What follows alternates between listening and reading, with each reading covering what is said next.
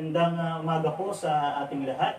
At dalangin ko na ang bawat isa po sa atin ay nasa maayos na kalagayan at nasa magandang kalusugan. Ngayon po, magsama-sama po tayo in one spirit para po sa mensahe ng ating Panginoon ngayong araw na ito. Kung maalala niyo po, last January, tayo po ay napaalalahanan ng Panginoon about sa ating health. So, isa sa mga nakita kong purpose na, kaya pala isa sa mga naging message ng Panginoon sa atin by that month is to have focus on our health. Dahil pala din, maaari siguro na sa pinagdaraanan natin ngayon. So, atin pong babalikan at aalalahanin muli ang ilan sa mga naituro at na ipaalala sa atin ng Panginoon nung month na yun.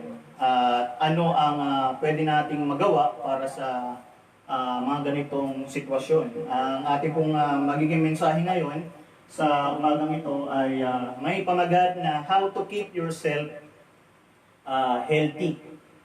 So tayo po muna isaglit na manalangin. Panginoon, narito po kami ngayong umagang ito, nagsasama sa isang tahanan. Bagamat we are apart from each other, but nagsasama-sama po kami at nagkakaisa po kami in one spirit. Kayo po ang manguna sa amin at maiparating niyo po sa amin ang inyong pong mensahe, lalong-lalo na sa aming pong sitwasyon na pinagdaraanan ngayon globally. Panginoon, maraming salamat. Ito po ang aming panalangin sa pangalan ng aming Panginoong Hesus. Amen. So, this morning, gagamitin natin itong 5 fingers natin, itong 5 daliri natin na so para maalala natin ang ilan sa mga ituturo sa atin ng ating Panginoong Hesus this morning. So, ating pong umpisahan. So, how to keep yourself healthy? So, first two, we need to be mentally healthy. At pangalawa, we need to be emotionally healthy. So, ano po bang ibig sabihin niyan? So, how to keep yourself healthy sa ilalim ng pagiging mentally and emotionally healthy is number 1 by having helpful thoughts. Ano ba yung nilalaman ng ating pag-iisip sa ngayon? Kasi mahalaga yan, yung laman ng ating iniisip, lalong-lalo na sa situation na ating pong pinagdaraanan sa ngayon. So, basahin po natin yung Pilipos chapter 4 verse 8. Sabi po dito, bilang pagtatapos mga kapatid, dapat maging laman ng inyong isip ang mga bagay na karapat-dapat. So, dapat kapag tayo ay maraming pinaka-iisip-isip, Apostol Pablo, pinalalan tayo na dapat yun ay karapat-dapat. At dinagdagan niya pa yan. Sabi niya dito, kapuri-puri, mga bagay na totoo, marangal, matuwid, malinis, kaibig-ibig, at kagalang-galang. So, yun yung ilan sa mga checklist natin kung paano tayo mag-iisip. Ilan sa mga check natin yung ano bang nilalaman ng isip ko? Ito ba ay totoo? Or puro petty ba? Maglilid lang ba to sa kasinungalingan? Ito ba ay may malinis na intensyon? Ang iniisip ko ba ay magpapakita ng pagmamahal? Or ito ba ay makapanakit lang or makapag-down lang ng moral ng isang tao or mga tao sa paligid ko? Ito ba ay magpapakita ng respeto or magpapakita lang ng hindi magandang pagtrato sa aking kapwa? So, Philippians remind us na dapat ganun tayo mag-isip or ganun na maging laman ng ating isip.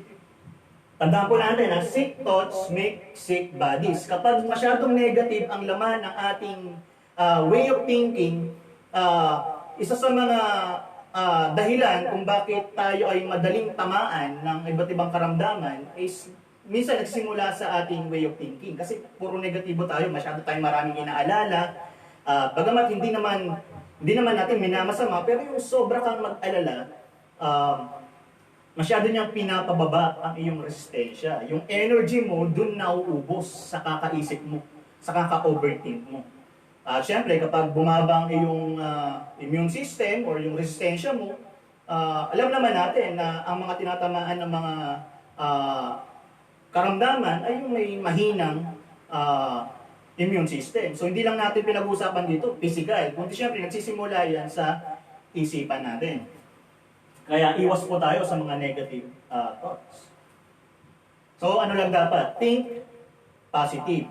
So kung nandiyan ka ngayon at may kasama ka, sabihin mo sa kanya, think positive. Kasi isa yan sa mga factor para mas mapalakas mo or hindi masayang ang iyong energy na ibinibigay sa atin ng Panginoon everyday. Di ba? Ang daming mga tao ngayon natatakot, ang daming mga tao ngayon sobrang alala, nagpapanik, naguguluhan. Doon pa lang, na tinatamaan na kagad tayo ng hindi magandang, hindi na tayo, or nadadala na tayo nito sa hindi magandang kalalagyan sa buhay. So, ito po yung unhealthy ways of thinking. Ilan lamang sa mga halimbawa ng unhealthy ways of thinking na dapat natin pakaiwasan. So, una, yung being covetous. Yung pagiging maingiting. Halimbawa, sa situation ngayon, may mga kakaingitan tayong mga bagay or kapwa-tao natin na bakit sila ganito, bakit yung kabilang barangay ganito, or bakit kami nasa ganitong kalagayan. Dapat ganun din kami.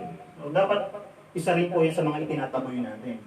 Sapagkat sabi po sa Exodus chapter 20 verse 17, do not desire to possess anything that belongs to another person. Nakasan po natin na kaingitan, yung mga bagay na meron tayong nakikita sa ating kapwa. So matuto po tayong makontento sa kung ano man ang meron na ibinigay sa atin ng Panginoon. So covetousness, like jealousy, gaya ng pagiging mapanibuguin, and envy is cancer to the mind. So kapag nagkakaroon ka ng ganyang thinking, para ka nang may cancer. So mahirap naman yung ganyan. Kaya isa yan sa mga pinapaiwasan sa atin ng Lord. Then pangalawa is being worried. Yung sobra kang alala. May pagabag. Okay, sabi naman dito, kasi yung pagiging worried natin is useless. Ano naman namang magagawa mo kung sobra kang mag-alala or kakaisip sa mga needs mo sa buong maghapon? Mapapawala ba nito yung lumalaganap na sakit sa ngayon, sa mundo? Kapag nag-isip ka ba or sobra kang nag-alala, bigla na lang may magpa-pop up sa lamesa mo na gusto mong kainin? Or meron bang maidudulot siya na ililid ka nito sa mabuti? So sabi nga, useless, unhelpful. Kasi pag sobrang worried ka rin, kang nagiging acidic. So pwede rin pagmulan or maging factor para humina ang iyong pangangatawan. Tingnan natin sa Philippians chapter 4, verse 6. Sabi po dito, do not be anxious. Okay, sabi niya, huwag mag-alala about anything, but in every situation, naman situation na kinalalagyan natin, by prayer and petition, with thanksgiving, present your request to God. So, sa halip na mag-alala, kausapin na lang natin si Lord through prayer. Share natin yung nilalaman ng ating pong damdamin. Kausapin natin ang Panginoon. Lord, gusto kong i-share sa ito. Ganito yung feelings ko ngayon. Meron akong mga gustong hilingin na sana meron sa family ngayon. So, sa halip na ipag-worry natin, ipag-pray po natin sa Panginoon. So remember, do not overthink. Tayo masyadong sobrang isip ng isip. So, do not over-worry And, syempre, lalong-lalo na sa mga paparating sa kinabukasan. So hanggat maaari, wag sobra. Ang alalahanin lang natin ngayon, yung for this day, ano ba yung mga dapat kong maihanda or mai-prepare or magawan ng mga kaparaanan para tinatawag natin dito yung para malampasan natin yung mga challenges para sa araw na ito. And of course, do what you can do. Kung ano yung magagawa mo ngayon, then mag-focus ka lang doon, then the rest, i-leave mo na kay Lord. Yan ang ilan sa mga dapat nating isama sa ating pamumuhay ngayon in this situation. At tandaan po natin, God provides. Ang daming way ni Lord para may parating niya sa atin yung kanyang mga provision in this kind of challenges. Kung matututo lang tayo na maging positibo at tumingin sa mga blessing na ibinubuhos sa atin ng Panginoon, marami tayong makikita, matatanggap at may pagpapasalamat sa Panginoon. So number 3 na dapat din natin i-avoid is yung being bitter. Ikaw ba ay may nararamdamang galit? Ikaw ba ay may nararamdamang puot? Sabi dito, and of course, being angry, bitter and being angry, dapat iniiwasan mo yan. Dahil sabi sa Efeso chapter 4, verse 31-32, alisin na ninyo ang lahat ng sama ng loob, puot at galit. So checklist, saan ba akong napopuot sa ngayon? Saan ba ako merong sama ng loob sa ngayon? Sa family ba meron? Sa community ba meron? Dito ba sa bansang ito, meron akong nararamdaman na ganyan. So, kailangan mai-avoid mo yan or mai-alis mo yan. Huwag na kayong mangbubulyaw, manlalait at mananakit ng damdamin ng kapwa. Sa halip, maging mabait kayo at maawain. Magpatawad kayo sa isa't isa tulad ng pagpapatawad sa inyo ng Diyos dahil kay Kristo. So, instead of being galit, or being poot. So, dapat i-change po natin yun, alisin po natin yung nasa throne na yun, kundi palitan po natin ng pagiging mabuti, pagiging kind, pagiging mapagpatawad, or magkaroon po tayo ng malawak na pangunawa sa anumang mga nakikita natin sa paligid o idinudulot ng mga pangyayari sa atin. Then of course, iwasan din yung pagiging hateful. Yan ang ibig sabihin niya. Sabi sa Proverbs chapter 10 verse 12, hatred stirs up conflict. So nadudulot lang yan ng kaguluhan. But love covers over all wrongs. So sa halip na magkaroon ka ng puot or magkaroon ka ng hatred sa heart mo, palitan mo yan ng pag-ibig.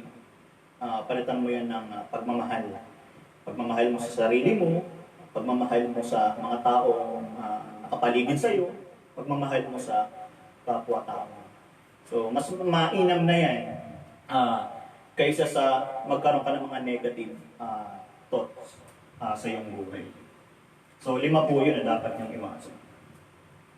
Okay, so, remember, submit your thoughts to Christ. So, laging kapag marami kang mga iniisip or merong mga sumasagi sa iyong isip, tanong mo, Lord, okay ba itong naiisip ko? Ano bang idudulot nito?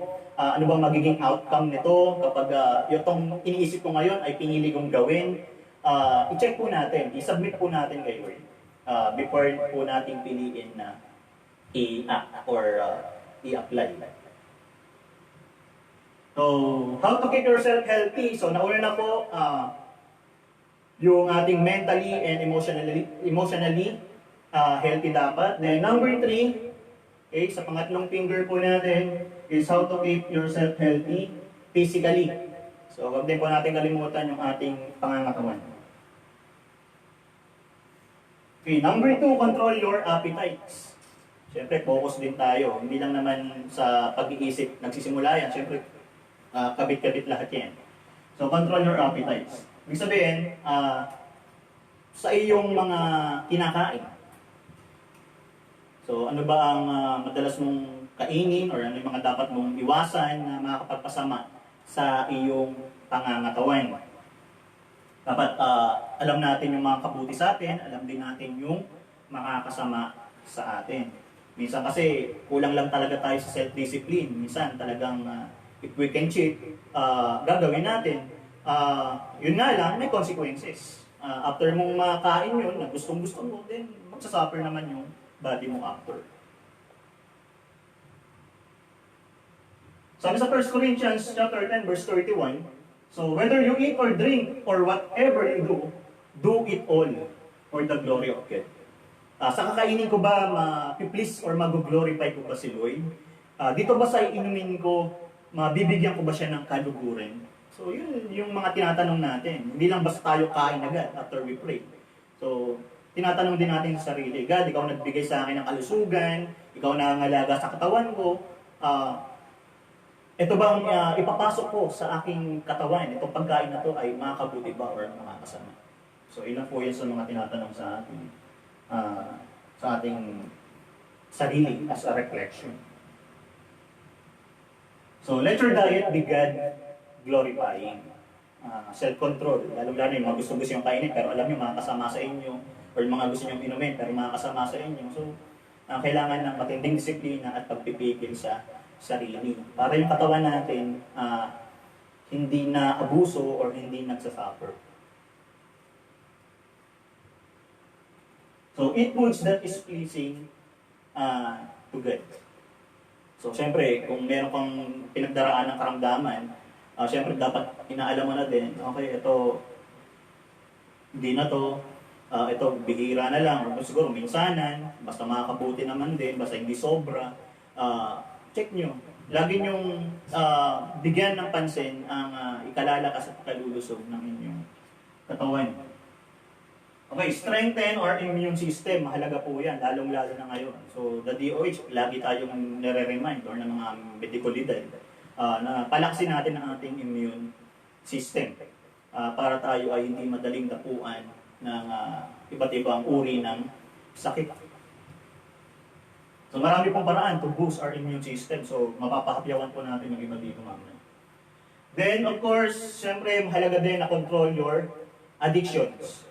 Okay, ano ba yung madalas na mga bagay na sobra nating kinakaadikan to the point na nagsasuffer yung ating pong pangangatawan. Bawa, sobrang puyat or dahil sa kakapanood ng movies, or kaka-games, minsan sobrang dami na ng oras, laro ka ng laro, hindi nakakalimutan mo ng matulog ng tama, nakakalimutan mo ng kumain, or minsan naman may paborito kang pagkain, talagang adik na adik ka dito, pero kinakain mo pa din. So kailangan control po natin yan, iwasan po natin. Kasi hindi rin po magdudulot ng ng maganda yan sa ating katawan. So, check natin ano yung dapat kong i-lessen na medyo kumakain na ng oras ko to the point na nagsasacrifice na ang aking pangangatawan kaya humihina ang aking kalusugan. So, isa po yan sa mga dapat din nating i-reflect. So, sabi sa 1 Corinthians chapter 3, verse 16 to 17, hindi ba ninyo alam na kayo'y templo ng Diyos at naninirahan sa inyong kanyang Espiritu? So, we are this body is a temple of the Lord. So dapat ingatan po natin yan dahil yan po ay pinagkatiwala sa atin ng Panginoon. So magandang ma-enjoy natin. Kung maalala nyo, ang message natin last Sunday is to rejoice. Maganda rin yung nagre-rejoice ka na meron kang malakas na pangangatawan. Na okay ka physically, emotionally, and mentally.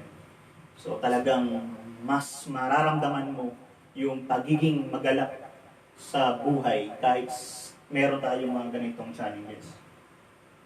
Paparusahan ng Diyos ang sino mang magwasak ng templo niya sapagkat banal ang templo ng Diyos at kayo ang templong iyan. Anong dapat? Igalang natin ang ating katawan. So kahit sa mga taong kasama ninyo, so ano rin yung ino-offer nyo sa kanila? Or minsan may mga bumibisita sa atin, or minsan may mga kamag-anak tayong pumunta sa bahay natin. Ano yung ino-offer natin sa kanila? Makakadistract ba ito ng katawan? Magdudulot ba ito ng hindi kagaganda ng kanyang kalusugan? So, hindi lang tayo concerned sa ating katawan, kundi concerned din tayo sa mga mahal natin sa buhay. So, we should respect our body. Then, of course, under physical, control your laziness. Gaya niyan, ang haba ng time mo mag-stay sa bahay. Mahalaga na isa rin sa mga ina-avoid mo, yung pagiging lazy. Yung hindi ka na masyadong nagkikilos. Okay, bakit? Sabi sa 1 Timothy chapter 4, verse 8, may pakinabang sa pagpapalakas ng katawan, ngunit ang pagsusumikap na maging makadiyos ay mapapakinabangan sa lahat ng paraan. So mahalaga po sa atin na tayo po ay gumagawa, kumikilos. So because God wants us to be well. So marami po tayong magagawa. Kahit dito sa loob ng ating mga tahanan, sa buong araw, wag nating sayangin na wala po tayong magagawa. Wag po nating sayangin sa upo lang sa isang sulok, o sa kakahiga lang, or matutulog ka sa buong maghapon. Mahalaga na tayo po ay nagiging creative. So alam naman po natin na kung sino lang ang mga taong hindi gumagalaw. Okay? So kayo po makakasabit niya. So kailangan exercise. Sa mga naririnig ko kahit na 10 minutes lang na mapagpawisan ka, nakapag-exercise ka na. So kahit sa loob ng bahay, makakapag-exercise ka. Kahit may mga gawain sa bahay, basta maikilos mo ang iyong katawan at ikaw ay mapagpawisan, so ikaw ay nakakapag-exercise na. So marami rin po tayong paraan para tayo ay makapag-ehersisyo. Kasi magdudulot din po yan ng ikagaganda ng ating pangangatawan. Then of course, number 5 under physical is rest. Pahinga. Mahalaga yan. Yung pahingang tama, okay? Hindi yung sobra. Para matandaan ninyo, rest, R-E-S-T. So, pag sinabing rest, pwede kang mag-relax. Relaxation. Pwedeng with your loved ones. Inside your home. Letter E, enjoy. Okay? Yung ginagawa ninyo kasama ng pamilya, enjoy nyo yan. Yung naisip mong gawin, alam mong may itudulot na mabuti sa'yo, makakadulot ng mabuti sa iba, so enjoy mo. So through that, nakakapag-rest ka. And of course, letter S, sleep. Okay? Tamang tulog. Sa gabi, or kung kailangan matulog sa hapon, ipahinga sa pamamagitan ng tulog. And letter T, isa rin sa mga paraan para ka makapag-rest is talk to God. Ikaw ay manalangin sa Panginoon. Di ba sabi nga ni God, ikaw ay magpahinga sa akin. So, yan po ibig sabihin. Kailangan po natin yan sa panahon ngayon. Kahit sa araw-araw naman sa buong buhay natin, kailangan natin ng rest. Sabi sa Exodus chapter 20, verse 9 to 10, 6 na araw ka magtatrabaho at tapusin mo ang dapat gawin. Subalit ang ikapitong araw ay para kay Yahweh na iyong Diyos. Ito ay araw ng pamamahinga. So basta tatandaan mo dyan, hindi mo kailangan abusuin ang katawan mo sa kakagawa, kailangan mo din paglaanan ng time ang sarili mo para ikaw ay makapagpahinga. Kasi may malaking dulot po yan sa ating pong katawan na naipapahinga po natin ang ating katawan matapos naman nating mag-work or matapos nating gumawa. So, kailangan bigyan ng pahinga ang katawan. So, pakisabi mo sa kasama mo or sa iyong sarili, kailangan bigyan ko ng pahinga ang aking katawan. So, next, again, how to keep yourself healthy. Nakatatlo na tayo. Mentally, emotionally, physically, and yung pang-apat. Okay, socially. Kailangan healthy rin tayo. Bagamat may tinatawag na social distancing, pero makakaya pa rin nating makisalamuha. Okay? Kahit tayo ay may tinatawag na distance. So, kailangan healthy ka rin din. Ano ibig sabihin? So, 6 be kind and truthful in speech. Ano ba yung mga lumalabas sa aking mga sinasabi? Totoo ba? Mabuti ba? Kasinungalingan ba? False ba? So, mahalagang chine-check din natin yan. So, lalo na ngayon, di ba? Madalas, malamang, nakapag-browse din tayo minsan sa social media. May mga nakikita tayo na mas pinipili nilang magpakalat ng fake news or mga false statement. So, hindi dapat na natin pang sinusundan yun. So, dapat anong pinakagawa sa atin ng Panginoon. Kasi minsan yung sinishare natin sa social media or yung mga sinasabi natin sa mga taong nakakausap natin, yun na yung ano natin, yung pinaka-speech. So, ano ba yung pinaka-content ng speech mo? So, may nakikita bang kindness? Truthful ba? Kaya mahalaga po yun. Yung sinishare din natin sa social media, yun yung sinasabi natin. Yun yung ipinapahayag natin. So, dapat mo rin i-check, kind ba? Totoo ba? Okay, truth ba? 1 Peter chapter 3 verse 10 to 14. So, isa-isahin po natin. Ayon sa nasusulat, ang mga nagnanais ng payapa at saganang pamumuhay, di lang nila'y pigilin sa paghabi ng kasamaan. So, sabi nga, before you click, or bago mo sabihin, i-check mo mabuti kung ano bang idudulot ng aking hahayag or aking sasabihin. Ang anumang panlilinlang at magayang pananalita sa kanyang mga labi ay di dapat lumabas. So, dapat sa ating pa lang, alam natin na dapat nating mapigilan yun or makontrol. Or else, maraming maapektuhan yan kapag ang naipahayag natin or yung nasalita natin ay false or kasinungalingan, may mga maapektuhan na yan na mga makakarinig or makakabasa. So, magdudulot yan ng hindi maganda sa iba na sa kanilang emotion, sa kanilang estado, na dapat hindi tayo maging instrumento para sila madamba. Okay? So, dapat na itataas natin ang kanilang moral. Then, ang masamang iwasan na at ang gawin ay tama at ang laging pagsikapan ay buhay na payapa. So, we choose to be peaceful.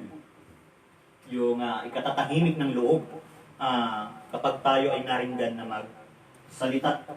Ang mga mata ng Panginoon sa matuwid na katuon, sa kanilang pagdaing, siya'y nakikinig. Ngunit sa mga masama, siya'y tumatalikod. Then, 13, at sino naman ang gagawa sa inyo ng masama kung wala kayong hinahangad, kundi pawang kabutihan? Then, at sakali man usigin kayo, dahil sa paggawa ng mabuti, mapalad pa rin kayo. Huwag ninyong katakutan ang kanilang kinatatakutan, at huwag kayong padadala sa kanila. So, lalo-lalo na ngayon, so marami tayong mga nababasa, marami tayong mga nakikita, nadidinig, na marami rin tao, takot ang dulot sa kanila yun. So, dapat tayo, alam natin kung ano yung mga dapat nating katakutan or yung mga dapat na hindi katakutan. So, uplift the emotion and spiritual of others. So, dapat hindi tayo tulad ng mga mahilig mag-post ng mga hindi totoo. So, dapat, kung tayo man madalas sa social media or madalas meron tayong mga nakakausap, ito dapat ang sa mga objective natin. Sa mga sinasabi ko, dapat nakapag-uplift ng emotion. Hindi yung nagdudulot ka ng takot sa puso ng tao.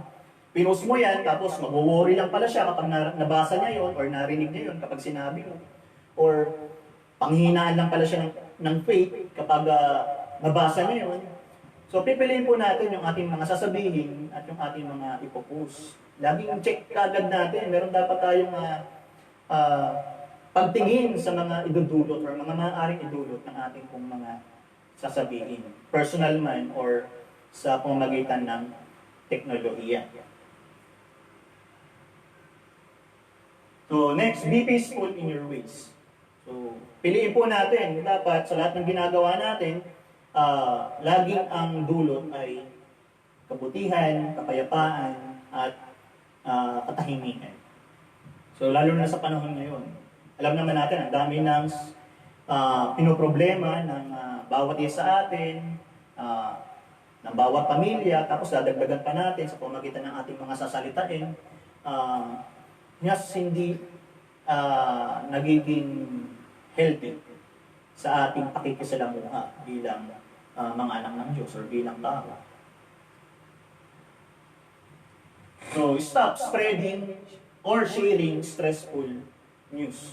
So, marami sa atin siguro lagi nakatutok sa scoreboard, di ba? Ilan na ang namatay, ilan na ang may sakit. So, laging abang ng abang, kada minuto, nag-aabang sa mga update. Yung iba naman, magpo-post ng mga kung ano-ano, meron na namang bagong natagpuan na virus. So, palitan natin, so gawin natin makakapag-uplift ng emotion. Yung kapag nabasa nila yun, napanood nila yun, narinig nila yun, madudulot sa kanila ng lakas ng loob, okay? Ng katatagan ng loob. Kaysa sa ikaw yung maging dahilan kung bakit nag-alala ng sobra ang mga tao sa paligid mo or sa mga taong nakakausap mo. So, ang pakinggan lang natin na balita, yung mga katulong sa pagsusurvive natin sa pang-araw-araw. So, manood din ng balita, makibalita lang, pero wag nang manood ng balita buong araw. So, tama na yung nagkaroon tayo ng konting information, lalong-lalo na sa mga, alam naman natin na pwede nating magamit sa pang-araw-araw na buhay para makasurvive sa ating pinagdaraanan ngayon. Okay, magsalita o mag-share ng nakakapagpasaya. Okay? Kaya nga yung iba, nagpapasaya through TikTok, yung uso ngayon. Yung iba naman, may ibang ways para makapagpasaya ng tao. Mag-share din tayo ng nakapagpagaan ng loob. At syempre, yung share mo, makakapagpagaan ng loob. So, yun naman yung mga dapat din natin maging checklist kapag meron kang mga sasabihin or meron kang i-share through social media or through technology. The next, do good. So, under ng pagiging socially healthy. So, paggawa ng mabuti. Do good to yourself and to others. So, dulutan mo ng mabuti ang sarili mo at ganun din ang iyong kapwa. So, wash your hands all the time. Diba? Sa panahon ngayon. Kapag, of course, hindi lang wash, kundi syempre, linisin mo yung katawan mo. Pagtuunan mo ng pansin, yung ikalilinis ng iyong katawan. Kasi yan ang isa sa mga protocol sa atin, para at least tayo ay hindi makahawa or hindi mahawa. So kapag nagagawa natin yan, so naglalaan lang tayo or nagpapakita lang tayo ng mabuting pakikisalamuha sa ating kapwa at kahit sa ating sarili. Then cover your mouth when you cough or sneeze. Kapag umuubo ka or kapag nababahing ka, so i-cover mo. So kasi hindi ka nagiging socially healthy sa mga nakasalamuha mo kung babahin ka sa harapan nila or kapag umubo ka sa harap nila. So, kailangan, kung mahal mo ang mga tao sa paligid mo, mga nakakasama mo, so you should follow this, lalo-lalo sa sitwasyon ngayon. Yan nagpapakita na pinapahalagahan mo ang kapwa mo, na iniingatan mo siya at iniingatan mo din ang sarili mo, at pagmamahal mo din sa sarili mo. Para parehas kayong maging safe. Physical distancing.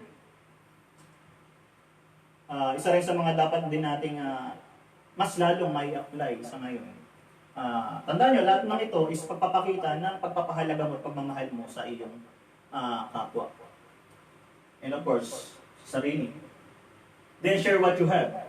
Kung ikaw ay nakakaangat, at sabi nga may mapapansin ka na medyo merong malapit sa iyo na kinakapos na.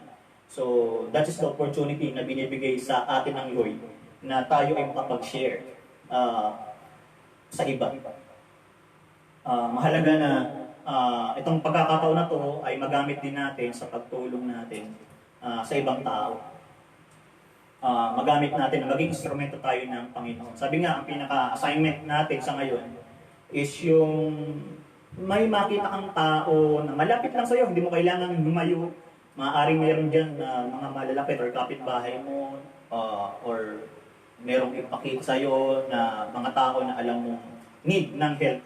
Is yun yung opportunity mo na magpagamit sa Panginoon to share what you have. Kung ikaw man ay, ngayon, blessed at ikaw ay nakakaangat sa buhay. So tayo po ay magpagamit bilang instrumento sa Panginoon. Then bilhin lang kung anong bilhin. Kung nyo naman ay mamimili as pagpapakita ng ating pagiging socially healthy, magbigay din tayo ng concern sa iba. So, hindi lang ikaw lagi nakapokus sa sarili mo at sa mga taong mahal mo sa buhay na ito kailangan namin ng ganito karaming items or mga ganitong pangangailangan. So kailangan maubos namin lahat. So hindi. Magbibigay ka rin ng concern sa iba. So bilhin mo lang kung ano ang dapat mong bilhin. So iwas tayo sa pag-avoid or avoiding na tinatawag. Kasi iniisip din natin ang ibang tao. So kapag nagagawa natin yun, so nagiging healthy tayo socially. Nagagawa kasi natin yung mabuti, hindi lang sa atin, kundi maging sa ating kapwa or sa mga taong nakapaligid sa atin. Then of course, spend and enjoy quantity time with your family and loved ones. So ngayon, napakalaki ng oras na i-spend natin kasama ng ating mga mahal sa buhay. So dapat may enjoy mo yun. Hindi sa lahat ng oras matagal mo silang nakakasama. Kasi kapag nag-normalize na ang lahat, babalik na naman tayo sa mga work natin, mahati na naman ang oras sa mga iba't ibang activities, sa iba't ibang gawain. So now, meron tayong malaki at maraming oras na makasama ang ating mga mahal sa buhay. So dapat enjoy natin, sabayan natin, magsabay-sabay tayo sa pagkain, mag-usap-usap tayo, personally, then enjoy natin, magkaroon tayo ng mga ng banding, ng fellowship, with your family and loved ones, then enjoy it. Kasi hindi sa lahat ng panahon libre tayo. Or hindi rin sa lahat ng panahon kasama natin yung mga yun. Kaya mahalaga na ini-enjoy po natin yung quantity time. Of course, quantity, and of course, may quality rin na tinatawag sa ating mga mahal sa buhay. And of course, last, number 5. Okay, kailangan healthy ka rin spiritually. Yan yung pinaka-last. Okay? So, dapat healthy ka emotionally, mentally, physically, socially, and yung pang-last na finger natin is spiritually. Okay, stop being afraid. Number 9, under ng spiritual. Stop being afraid and worried. So, dapat po nating iwasan na masyadong mag-alala or sobrang matakot. Sapagkat sinasabi po ng Panginoon sa kanyang salita, kapag ikaw ay nakakaramdam ng ganyan, sabi dito, lumapit kayo sa akin kayong lahat na nahihirapan at nagbibigay lubha or nabibigatang lubha sa inyong pasanin at kayo ay bibigyan ko ng kapahingaan. So, nandyan lagi yung invitation ni Lord na tayo ay mag-rest sa Kanya. Kasama siya. Lalo-lalo na kung nararamdaman mo sa sarili mo na ikaw ay talagang nagwo-worry sa pagsubok o sa buhay ngayon. Wini-welcome or tinatawag tayo ni Lord na sa akin ka kumuha ng lakas. Matthew chapter 6 verse 25, kaya sinasabi ko sa inyo, huwag kayong mabalisa. So pinapaalala again sa ating Lord, huwag tayong mabalisa tungkol sa ating kakainin at maging sa ating iinumin upang kayo'y mabuhay sa susuotin ng inyong katawan. So iwas tayo sa mga sobrang pag-aalala, ano bang next na kailangan namin bukas or sa isang linggo. So focus tayo sa ngayon. Sapagkat alam natin hindi tayo iniiwan ng Panginoon sa ating pinagdaraanan sa ngayon. So, nandiyan lagi ang Lord to provide sa ating mga pangangailangan. So, sabi, why worry when you can pray?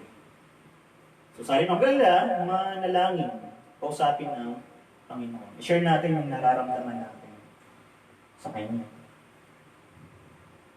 And, of course, God's provision are enough for today. God knows our situation. So, hindi nagbubulag-bulagan ng Panginoon sa anuman ang mga pinagdaraanan natin ngayon.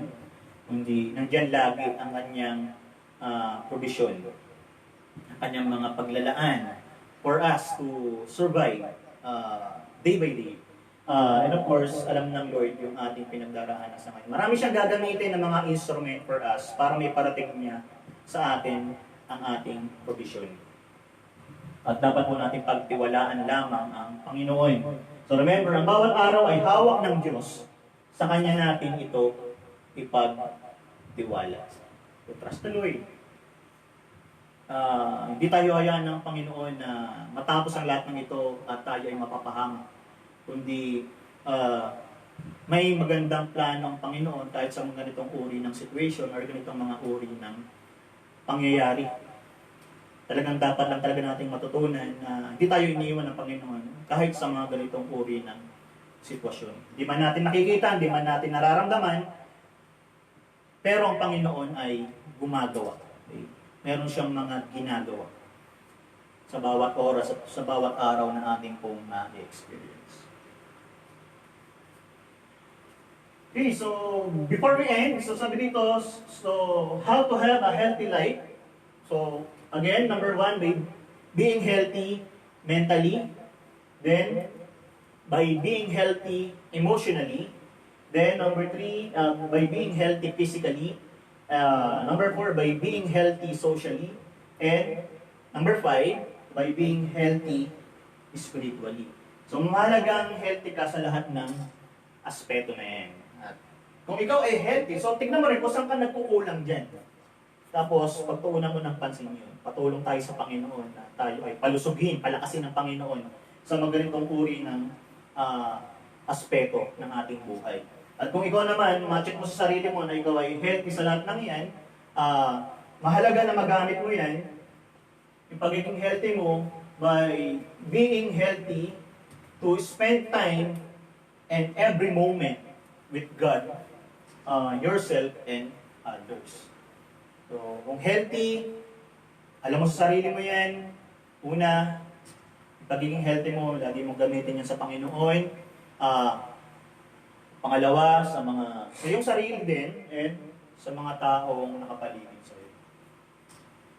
Para tayo ay napagdudulutan din ng lakas at kagaanan ng loob at kalalakas ng bawat taong nakakasalamuha or nakakausap namin. So again, pagtuunan natin ang pansin yung 5 aspeto na yun. So tayo po ay saglit na manalangin. Panginoon, palakasin niyo po ang bawat isa sa amin sa 5 aspetong yun, lalong-lalo na sa panahon ngayon. Palakasin niyo po kami, palusugin niyo po kami, Lord God. Unang-una, mentally, baguhin niyo mga laman ng aming isip, tanggalin niyo po lahat ng mga makapagpasama sa aming buhay dahil sa aming mga iniisip. Pangalawa, baguhin niyo po or palakasin niyo po kami, Lord God. Emotionally, Panginoon, alisin niyo yung mga negative feelings, Lord God, na makakasama rin sa aming pong sarili. Then, palakasin niyo rin po kami, Panginoon, sa aming pangangatawan. I-guide niyo po kami, Panginoon, sa mga dapat naming iwasan, sa mga dapat naming gawin, na mga pagpalakas ng aming katawan. And of course, palakasin niyo rin kami, gawin niyo rin po kaming healthy socially, Panginoon, sa aming pakikisalamuha sa kapwa. At gayon din, sa aming pong espiritu, Panginoon. Sa aming spiritual life, i-strengthen niyo po kami doon. At sa lahat ng ito ay magamit namin upang mailaan namin patuloy sa inyo, sa aming sarili, at sa mga mahal namin sa buhay, at sa mga taong nakasalamuha namin everyday. We believe, Lord God, gagamitin niyo to, Lord God, upang makasurvive kami sa challenges na pinagdaraanan namin ngayon, lalong-lalo na sa paglaganap, Lord God, ng isang matinding uri ng sakit na meron ngayon sa aming pong bansa at maging sa buong mundo. Panginoong Diyos, maraming salamat. Naway hindi namin dito matapos, Panginoon, ang aming pagninilay, at naway patuloy kayong mangusap sa amin sa buong maghapon upang mapagbulayan at makita namin ang mga lessons na nais ninyong ipagkaloob at maisabuhay namin sa bawat araw. Panginoong Diyos, maraming salamat po po ang aming panalangin sa pangalan ng aming Panginoon Jesus. Amen. Pagpalain po tayo ng ating